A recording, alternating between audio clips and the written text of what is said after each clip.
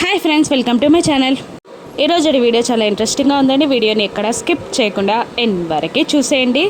నిషి తను చేసిన ప్లాన్లో సక్సెస్ అయి సీఈఓగా ఖచ్చితంగా ఆ చైర్లో కూర్చుంటానని దాత్రికి కళ్ళతోనే సైగ చేస్తుండగా దాత్రి కూడా అంతే కాన్ఫిడెంట్గా నువ్వు ఏం చేసావో నాకు తెలీదు, నీ ప్లాన్ ఏంటో తెలీదు, నీ ఎత్తుగడేంటో నాకు తెలీదు, కానీ వాటన్నింటినీ చిత్తుగా ఓడించి వదిన చైర్లో నువ్వు కూర్చోకుండా నేను ఖచ్చితంగా ఆపుతాను నిషి అని దాత్రి కూడా కళ్ళతోనే నిషికి వార్నింగ్ ఇస్తూ ఉంటుంది. ఇక వాళ్ళందరూ ఇంటికి బయలుదేరుతారు. ఇక రాత్రిపూట కౌశికితో గార్డెన్లో కేదార్ దాత్రి మాట్లాడుతూ ఉంటారు. ఇక దాత్రి ఇలా చెప్తూ ఉంటుంది, ఫస్ట్ 2 months టైం ఇవ్వడానికి బోర్డ్ ఆఫ్ డైరెక్టర్స్ అందరూ సుముఖంగానే ఉన్నారు వదిన, ఒప్పుకున్నట్టే మాట్లాడారు, కానీ మధ్యలో ఏం జరిగిందో తెలియదు.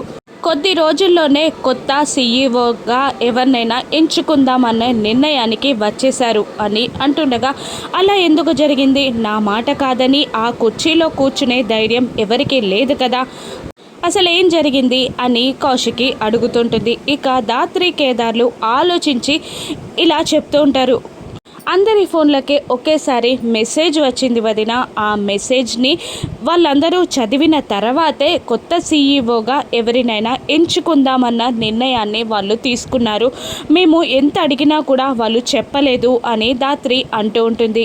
మళ్ళీ ఇలా అంటుంటుంది, ఖచ్చితంగా వాళ్ళు ఎవరికైనా అట్రాక్ట్ అయ్యి ఉంటారు, ఎవరైనా ప్లాన్ చేసి వాళ్ళని అలా చేస్తున్నట్టున్నారు అని దాత్రి అంటూ ఉండగా, సరే అలా ఎందుకు జరిగిందో నేను కనుక్కుంటాను, రేపు బోర్డ్ ఆఫ్ డైరెక్టర్స్ మీటింగ్ని ఏర్పాటు చేస్తాను, నా వెనకాల ఏదో జరుగుతుందని నాకు అర్థమవుతుంది, నేను రేపు మీటింగ్ ఏర్పాటు చేసి జరిగిందేంటో తెలుసుకుంటాను, ఇప్పుడే రావు గారికి కాల్ చేస్తాను అని కౌశికి అంటుండగా, వద్దు వదిన, మీరు చేస్తున్న పనులేంటి, డాక్టర్ గారు మిమ్మల్ని స్ట్రెస్ ఫీల్ అవ్వద్దు అని చెప్పారు కదా, మీరే వెళ్ళాల్సిన పని లేదు వదిన, మీ తరపున మేం వెళ్ళిన పని జరుగుతుంది, మా పైన నమ్మకం ఉంచండి అని అంటుండగా, అలాగే నిన్ను కాకపోతే ఎవరిని నమ్ముతాను దాత్రి, నువ్వు వెళ్ళావు, నువ్వు మాటిచ్చావు అంటే ఖచ్చితంగా ఆ పని జరిగి తీరుతుంది అని అంటూ ఉంటుంది కౌశికి. అలాగే వదిన, ఎవరినైనా మా స్టైల్లో మేము ఎంక్వైరీ చేసి అసలు ఏం జరుగుతుందో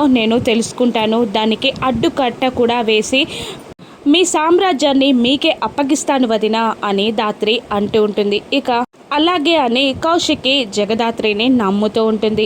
మరోవైపు నిషిక, కాచి, వైజయంతి మాట్లాడుకుంటూ ఉంటారు. శబాష్ అమ్మి శబాష్, కొన్ని ఏండ్లగా నేను చేస్తాను అనుకున్న పనిని చెయ్యలేకుండా మూల పడిపోయింది, కానీ నువ్వు కొద్ది రోజుల్లో, కొద్ది నెలలోనే నువ్వు ఆ పనిని సాధించావు.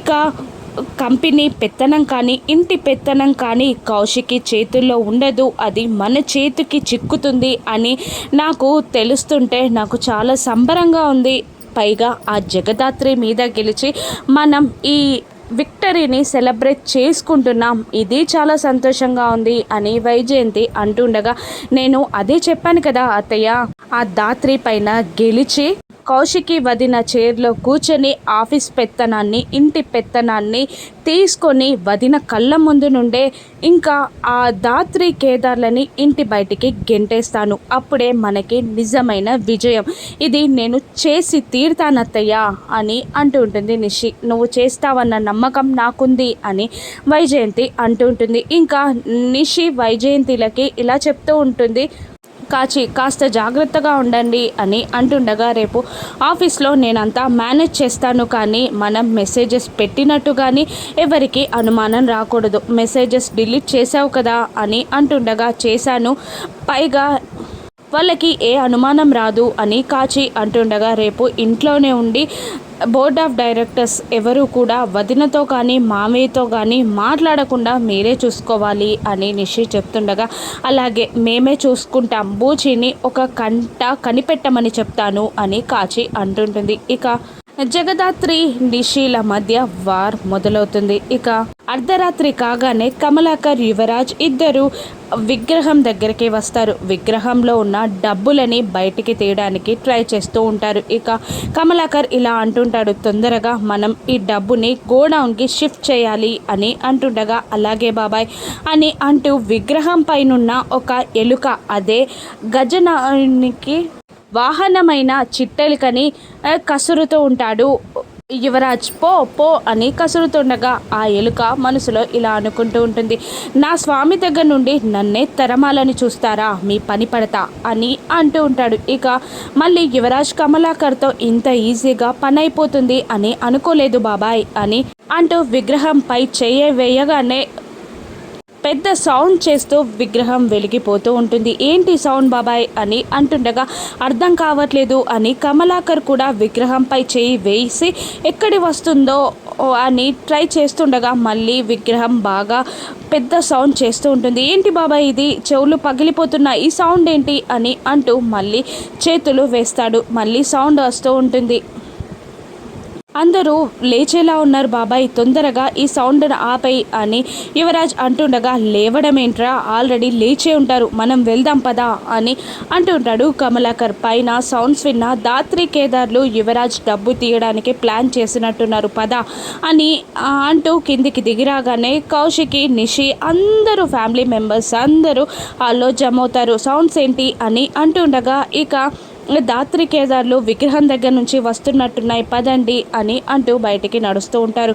ఇక యువరాజ్ బాధగా, బాబాయ్ నువ్వు కాసేపు ఎలాగైనా మేనేజ్ చేయి, నేను డబ్బులు తీసేస్తాను అని అంటుండగా, వద్దురా పద అని అంటూ కమలాకర్ 2 అడుగులు వేస్తాడు. కానీ యువరాజ్ వినకుండా వెనకాలనే డబ్బులు తీయడానికి ట్రై చేస్తూ ఉంటారు. ఇక ఇంట్లో వాళ్ళు రావడంతో కమలాకర్ భయంగా యువరాజ్ దగ్గరికి వెళ్ళు, ఇప్పుడు డబ్బులు తీస్తే వాళ్ళకంట డబ్బులు పడితే లేనిపోని ప్రాబ్లం అవుతుంది, మొదటికే చిక్కొస్తుంది, రా పద అని అంటూ యువరాజ్ని లాక్కెళ్తూ ఉంటారు. ఇక దాత్రి కేదార్లు ముందుగా వచ్చి కేదార్ విగ్రహం వెనకాలకి వెళ్ళి డబ్బు అక్కడే సేఫ్గా ఉందని దాత్రికి సైగ చేయడంతో, దాత్రి అక్కడెవరో ఉన్నారు చూద్దాం పదండి అని అంటూ అటువైపుగా వెళ్తారు. ఇక అక్కడ ఒక వ్యక్తి బెడ్షీట్ కప్పుకొని ఉంటాడు. ఇక కేదార్ వెనకాల నుండి పట్టుకోగానే ఆ వ్యక్తిని అందరూ చితక బాధేస్తూ ఉంటారు. ఆ ముసుగులో ఉన్నది యువరాజ్ అనుకొని దాత్రి కేదార్లు ఇంకా గట్టిగా కొడుతుండగా కమలాకర్ కూడా అందులో జాయిన్ అయి ఒక దెబ్బ వేస్తాడు. కమలాకర్ని చూసి షాక్ అవుతుండగా యువరాజ్ కూడా అక్కడికి వచ్చి మరో దెబ్బ వేస్తాడు. యువరాజ్ నువ్వేంటి ఇక్కడ అని అడుగుతుండగా, ఇక్కడ కాకపోతే ఇంకెక్కడుంటాను, సౌండ్స్ వినవల్లేదా అని యువరాజ్ ప్లేట్ పిరాయిస్తూ ఉంటారు. మళ్ళీ అందరూ కలిసి బెడ్షీట్లో ఉన్న వ్యక్తిని కొడుతుండగా, ఆగండి ఎవరో చూద్దాం అని అంటూ బెడ్షీట్ తీయగానే ఇక బూచి అమ్మో అయ్యో అవ్వో అంటూ మూలుగుతూ ఉంటాడు. అన్నయ్య మీరా ఇక్కడికి ఎలా వచ్చారు అని అడుగుతూ ఉండగా, ఇక వాకింగ్ చేస్తున్నాను, బెడ్షీట్ వచ్చి నాపై పడింది, అందరూ వచ్చి కుమ్మేశారు అని బూచి నిజం చెప్పేస్తాడు. అప్పుడు దాత్రి కేదార్లు యువరాజ్ వైపు కోపంగా చూస్తుంటారు. అసలు అక్కడ ఏం జరిగిందంటే బెడ్షీట్ని తీసుకొని యువరాజ్ పక్కకి వచ్చేస్తాడు. అప్పుడే బాగా తాగి బూచి ఇంట్లోకి వెళ్తూ ఉండడానికి ట్రై చేస్తూ ఉండగా సైరన్ మొదలవుతుంది. ఇక భలే దొరికా బావా తప్పించుకోవడానికి అని అంటూ యువరాజ్ బూచి పైన బెడ్షీట్ విసిరేస్తాడు. దాంతో బూచియే దొంగ అనుకొని అందరూ కొట్టేస్తారు. ఇక కౌశికి, వైజయంతి ఈ టైంలో వాకింగ్ ఏంటి అని కసురుతూ ఉండగా ఇక బూచి సైలెంట్గా ఉంటాడు. ఇక తాగాడని తెలుసుకున్న వైజయంతి లోపలికి తీసుకెళ్ళి బాగా కాపడం పెట్టు, ఆ స్మెల్ ఇక్కడి దాకా వస్తుంది అనగానే బూచి నీ కాచి లోపలికి తీసుకెళ్తుంది. అందరూ వెళ్ళిపోగానే ఇక దాత్రి కేదార్లు లాస్ట్ మినిట్లో యువరాజ్ తప్పించుకున్నాడు అని అనుకుంటూ ఉంటారు. ఇక మనం జాగ్రత్తగా ఉండాలి అని దాత్రి కేదార్లు అనుకుంటూ ఉంటారు. ఇక యువరాజ్ లోపలికి వెళ్తాడు. అమ్మో లాస్ట్ మినిట్లో ఎలా తప్పించుకున్నాను, లేదంటే ఇప్పుడు బూచిబావ ఉన్న ప్లేస్లో నేనుండే వాణ్ణి అని యువరాజ్ అనుకుంటూ ఉండగానే నిషి లోపలికి వచ్చి ఎందుకు ఇలా చేశావు అని నిలదీస్తూ ఉంటుంది. ఏంటి నిషి అని యువరాజ్ అంటుండగా, నువ్వు అన్నయ్య పైన బెడ్షీట్ విసిరేయడం నేను చూశాను, గాలికి కోసం మాత్రం బయటికి వెళ్ళానని చెప్పకు, నువ్వు పక్కన లేవని ఎక్కడున్నావని బయటికి వచ్చి చూసే టైంలో బూచి అన్నయ్య వైపు నువ్వు బెడ్షీట్ని విసిరేయడం నేను చూశాను అని నిషి యువరాజ్ని నిలదీస్తూ ఉండగా ఇక యువరాజ్ మనసులో ఇలా ఆలోచిస్తూ ఉంటాడు. ఇప్పుడు నిషి దగ్గర నిజం దాచిన ప్రయోజనం లేదు, నిజం చెప్పేస్తే ఏదైనా హెల్ప్ చేయవచ్చు అని మనసులో అనుకుంటూ నేను చెప్పేది విను, విగ్రహంలో కోట్ల విలువైన డబ్బుంది అని చెప్పేస్తాడు యువరాజ్. దాంతో నిషి షాకింగ్గా చూస్తూ ఉంటుంది. ఇక నిషి హెల్ప్ చేస్తుందా? యువరాజ్ డబ్బు తీయగలడా? ధాత్రి ఏ విధంగా అడ్డుకొనుంది? నిషి సీఈఓ కావాలన్న ప్లాన్కి ధాత్రి ఏ విధంగా చెక్ పెట్టి తను సీఈఓ కాగలదో రాను ఎపిసోడ్స్లో చూద్దాం. Thank you for watching.